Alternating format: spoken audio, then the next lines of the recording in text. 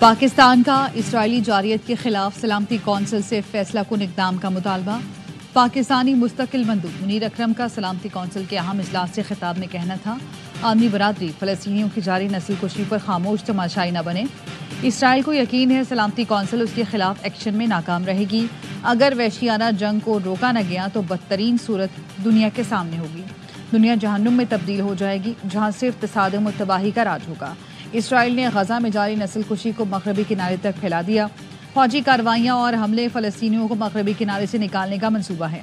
اسرائیلی ناکہ بندی سے 90% سے زائد غزہ کی آبادی بھوک کا شکار ہے۔ امدادی تنظیموں کو رسائی دے کر فلسطینیوں کو فاقہ کشی سے بچایا جائے۔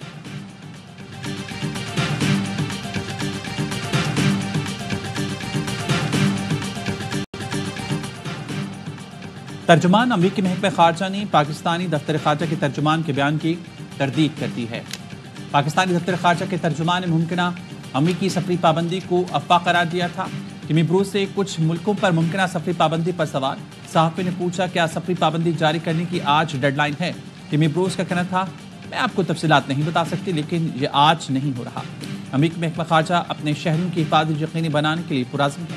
وائس آف امریکہ کی بندش سے متعلق سوال پر ٹیمی بروس کا کہنا تھا صدر ٹرمپ نے ایگزیکٹو حکم نامے کے تحت وائس آف امریکہ چلانے والے ادارے کو بند کر دیا ہے۔ کسی صحافی کو اپنے ملک میں خطرات کا سامنا ہے تو وہ سیاسی پناہ کے لیے درخواست دے سکتا ہے۔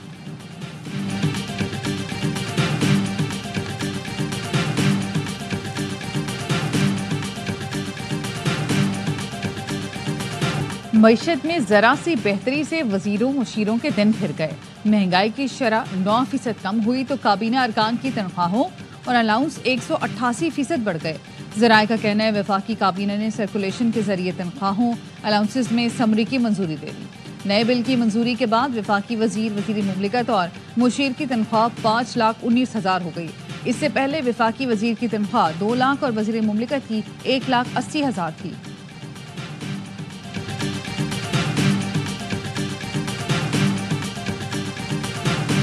غلطیاں ہیں، اپنی پالیسی کی غلطی سے ہمیں سیکھنا چاہیے۔ ہم سے غلطیاں ہوئی ہیں، اب ان غلطیوں کو ہم نے ریویو کرنا ہے۔ ملٹری کوڈ کے بارے میں نے یہی کہا کہ دیکھیں ملٹری میں ہمارے جو لوگ گئے ہیں ہماری پارٹی پالیسی نہیں تھی، لیکن اگر وہ کوئی لوگ کہیں داخل ہوئے ہیں تو وہ مسلح نہیں تھے، اور مسلح ایک بندہ جب نہ ہو اس پہ ملٹری ٹرائل نہیں ہو سکتا، ان کو آپ رہا کریں۔ وزیر اعلیٰ کے پی نے قومی سلامتی کے پارلیمانی اجلاس میں کیا کہا؟ تفصیلات سامنے آ گئیں۔ اب نیوز سے گفتگو میں علی امین گنڈاپور نے بتایا اجلاس میں کہا کوئی غلطی ہوئی ہے تو اس سے سبق سیکھنا چاہیے، انا کا مسئلہ نہیں بنانا چاہیے۔ ملٹری ٹرائل سے متعلق موقف اپنایا، ہمارے لوگ کہیں داخل ہوئے ہیں تو وہ پارٹی پالیسی نہیں تھی، سویلینز کا ملٹری ٹرائل نہیں ہونا چاہیے۔ اجلاس میں وزیر اعظم نے کہا قومی مسئلے پر پی ٹی آئی کے لوگ نہیں آئے۔ جواب میں کہا میں اسی پارٹی کا وزیر اعلیٰ ہوں، اگر بانی سے ملاقات کر لینے دیتے تو پی ٹی آئی آ جاتی۔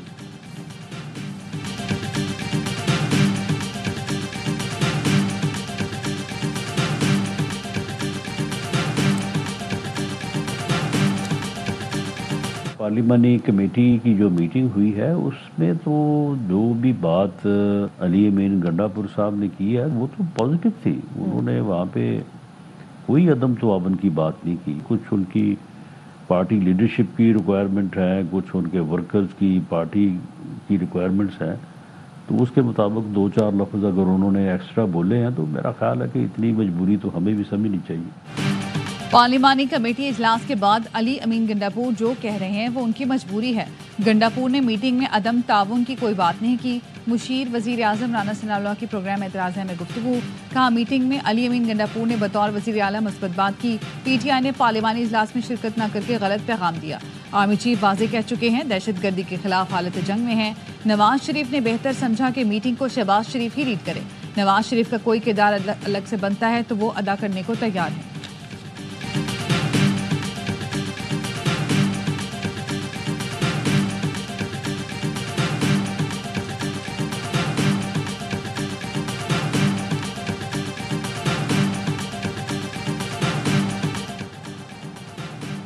علی امین گنڈاپور بانی پی ٹی آئی کے شیر اور دلیر آدمی ہیں۔ انہوں نے مشکل حالات میں صوبہ سنبھالا۔ گنڈاپور اکیلے نہیں، انہیں بانی نے وزیر اعلیٰ بنایا ہے۔ جو بانی کو لیڈر مانتے ہیں وہ علی امین گنڈاپور کو سپورٹ کریں گے۔ تحریک انصاف کے رہنما علی محمد خان کی پروگرام اعتراض میں گفتگو، کہا بتایا جائے کون ہے جو گنڈاپور سے ناراض ہے، ہم طبیعت درست کر دیں گے۔ ہمارے پاس گنجائش نہیں کہ پارٹی کے اندر لڑائی کریں۔ گنڈاپور کے ساتھ بیرسٹر گوہر سمیت پوری قیادت ہے۔ ادارے تو دہشت گردی کے خلاف لڑ رہے ہیں، کیا حکومتی پالیسی ٹھیک ہے؟ حکومت نے سب سے بڑے لیڈر کو معاملے پر انگیج نہیں کیا۔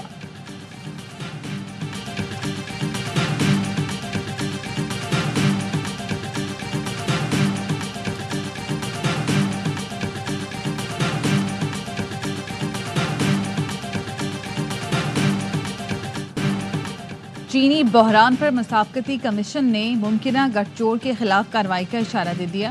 مسابقتی کمیشن کا کہنا ہے چینی کی قیمتوں میں اضافے پر نظر ہے، کسی غیر مسابقتی سرگرمی ممکنہ گٹھ جوڑ پر سخت قانونی کارروائی کی جائے گی۔ 2021 میں متعدد شوگر ملز اور ایسوسی ایشنز پر 44 ارب روپے کا جرمانہ عائد کیا گیا تھا۔ چینی سیکٹر میں کارٹلائزیشن سے متعلق 127 مقدمات زیر التوا ہیں۔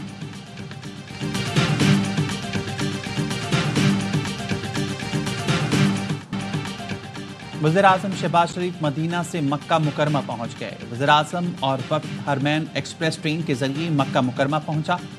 شہباز شریف وفد کے ساتھ عمرے کی سعادت حاصل کریں گے۔ وزیراعظم نے نماز جمعہ مسجد نبوی میں ادا کی، روزہ رسول صلی اللہ علیہ وسلم پر حاضری دی، وفد کے ساتھ ریاض الجنہ میں نوافل ادا کی۔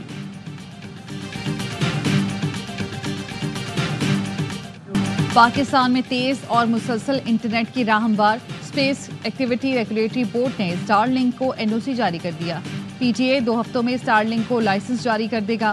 اسٹار لنک نے پاکستان میں رجسٹریشن کے 3 مرحلے مکمل کیے۔ وزارت داخلہ کی کلیئرنس کے بعد اسپیس ریگولیٹری بورڈ نے NOC جاری کیا۔ وفاقی وزیر IT شیزہ فاطمہ کا کہنا ہے وزیر اعظم کی ہدایت پر اسٹار لنک کی رجسٹریشن یقینی بنائی گئی۔ سیٹلائٹ انٹرنیٹ سے کنیکٹیویٹی میں بہتری آئے گی۔ غیر ملکی سفارتکاروں کو ڈیجیٹل FDI فورم کے انعقاد پر بریفنگ میں شیزہ فاطمہ نے کہا کہ IT کے شعبے میں سرمایہ کاری کے وسیع مواقع موجود ہیں۔ ڈیجیٹل FDI فورم سرمایہ کاری کے مواقع اجاگر کرنے میں معاون ثابت ہوگا۔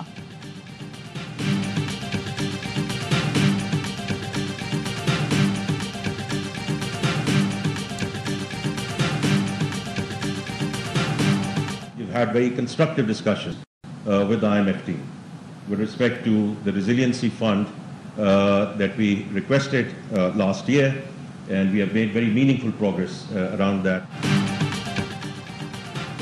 IMF سے مذاکرات آخری مراحل میں ہیں، پاکستان کو جلد خوشخبری ملے گی۔ وزیر خزانہ محمد اورنگزیب کی غیر رسمی گفتگو، کہا IMF کے ساتھ مذاکرات کی کامیابی میں کوئی بڑی رکاوٹ نہیں، پاکستان IMF کے ساتھ معاشی نظم و ضبط کے اہداف حاصل کر رہا ہے۔ وزیر خزانہ کی زیر صدارت پاکستان کرپٹو کونسل کا پہلا اجلاس، CEO بلال بن ثاقب، گورنر اسٹیٹ بینک اور چیئرمین SCCP کی شرکت۔ بلال بن ثاقب نے کرپٹو کونسل کے لیے جامع ویژن اور مشن پیش کیا، جسے وزیر خزانہ نے سراہا۔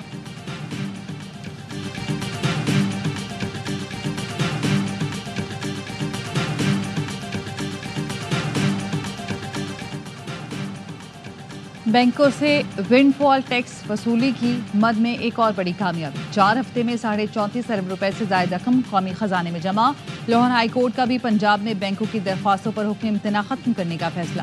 اعلامیے میں کہا گیا حکم امتناع خارج ہونے پر پنجاب کے بینکوں نے ٹیکس قومی خزانے میں جمع کرایا۔ پنجاب کے 7 بینکوں نے مجموعی طور پر 11 ارب 48 کروڑ 36 لاکھ سے زائد رقم جمع کرائی۔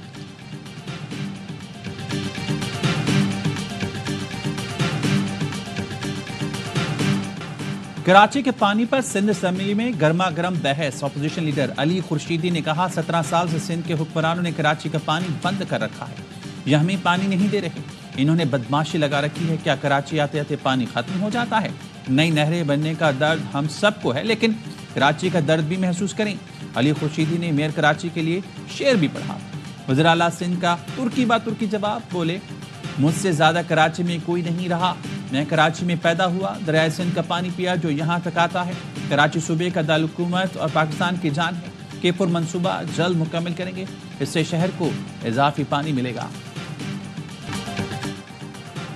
لاہور کے علاقے برکی سے گرفتار خودکش بمبار کی تفتیش کے دوران اہم انکشافات۔ ترجمان CTD کے مطابق گرفتار خودکش بمبار شمس اللہ کو افغانستان میں جماعت الاحرار کے کمانڈر سلیمان اور قاسم خراسانی نے ٹریننگ دی۔ ٹریننگ کے بعد چبن کے راستے پاکستان بھجوایا گیا۔ مقامی سہولتکار علی نے خودکش بمبار کو 3 دن لاہور میں قیام کرایا اور خودکش جیکٹ فراہم کی۔ مقامی سہولتکار علی کی گرفتاری کے لیے مختلف مقامات پر انٹیلیجنس بیسڈ کارروائیاں جاری ہیں۔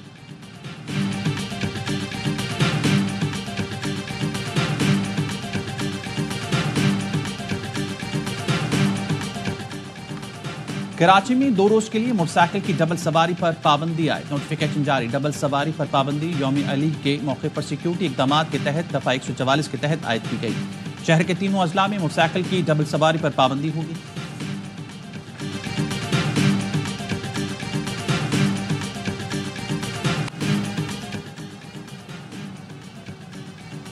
کراچی میں بھتہ مافیا کی فائرنگ، ایک شخص جاں بحق 2 زخمی۔ بھتہ مافیا کی جانب سے پٹھارے والوں سے 10 لاکھ روپے بھتہ طلب کیا گیا تھا۔ پولیس حکام نے بتایا نیو کراچی 5 نمبر مارکیٹ میں 2 مسلح افراد نے پتھاروں پر فائرنگ کی۔ فائرنگ سے جاں بحق ہونے والا عبدالجبار 6 بچوں کا باپ تھا اور روزے داروں کو افطاری کرانے آیا۔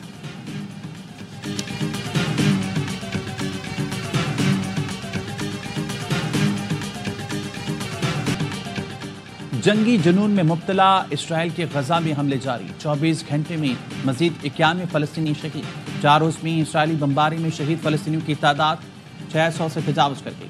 اسرائیلی فورسز رفح میں گھس گئیں، جنوبی غزہ میں وحشیانہ بمباری۔ ہیومن رائٹس واچ کا کہنا ہے اسرائیل نے اسپتال اور مریضوں کو ہدف بنایا جو جنگی جرائم کے مترادف ہے۔ اسرائیلی فورسز کے حملے کے جواب میں حماس نے تل ابیب پر راکٹ برسائے۔ امریکی صدر نے غزہ میں اسرائیلی حملوں کی حمایت کر دی۔ ترجمان وائٹ ہاؤس کا کہنا ہے امریکی صدر اسرائیلی فوج کے اقدامات کی مکمل حمایت کرتے ہیں۔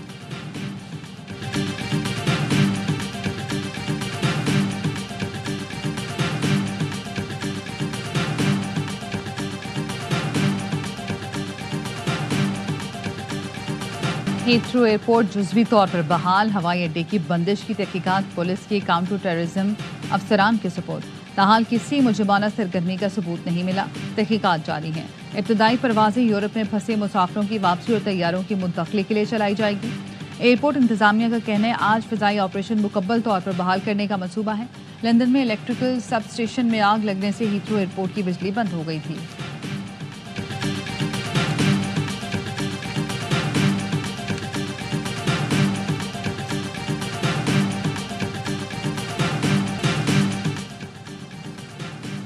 صدر مملکت نے یوم پاکستان اور عید الفطر پر قیدیوں کی سزاؤں میں 180 دن کی خصوصی چھوٹ دی۔ قتل، جاسوسی، ریاست مخالف سرگرمیوں اور دہشت گردی میں سزا یافتہ مجرموں کی سزائیں کم نہیں ہوں گی۔ زنا، چوری، ڈکیتی، اغوا، مالی جرائم، قومی خزانے کو نقصان پہنچانے والے مجرموں پر اطلاق نہیں ہوگا۔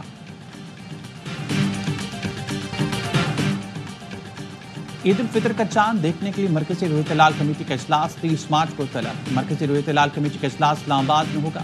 عید الفطر 31 مارچ بروز پیر کو ہونے کا امکان۔ محکمہ موسمیات کے مطابق چاند کی پیدائش 29 مارچ کو 3:58 پر ہوگی۔ غروب آفتاب کے بعد چاند 70 منٹ تک آسمان پر موجود رہے گا۔ 20 گھنٹے کی عمر کے چاند کو آنکھ سے براہ راست دیکھا جا سکتا ہے۔ 30 مارچ کو روہت کے وقت چاند کی عمر تقریباً